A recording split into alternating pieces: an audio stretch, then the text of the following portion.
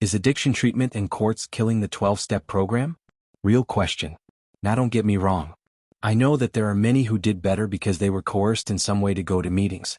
But think of it like a few bad apples in a classroom or a football team where half the players don't like the game. It influences the outcomes of the collective. In my experience, the many who didn't want to be in treatment or just a meeting to get their slips signed were not disruptive. They would go, do their time, attend as many as the courts required to get their license back or appease probation, and then it's done. But there is only one requirement to be a member in the 12 Steps program. Only one. And I will get into that in a bit. I will come straight out and say that I believe that the 12 Steps program is probably one of the best healing methods out there, still today. I firmly believe it should be taught in every school and practiced everywhere, addict or not. Everyone should go through it at least once in their life. Even if only for the purpose of knowing that it exists and how it works, for the old toolbox of life.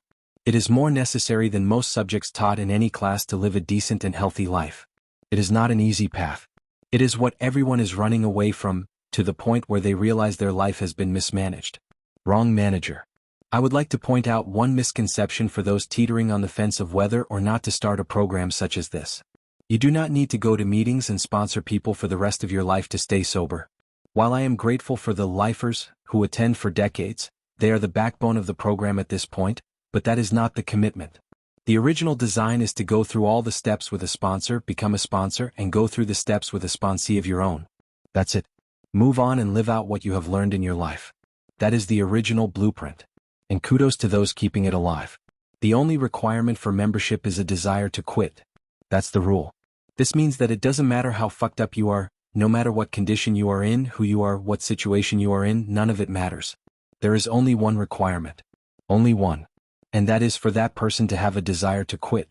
Not a desire to appease the court. Not a desire to shut up the family.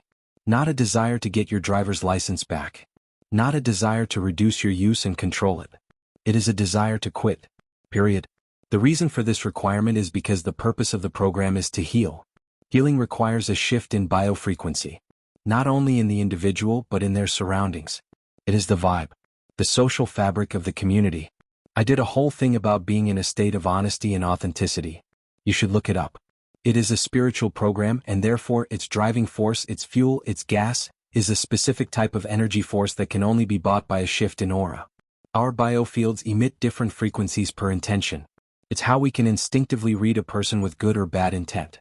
They can trick our brain with words and a smile, but our gut and central nervous system is what gets a solid read about them. So what happens when you dump the mud in the water?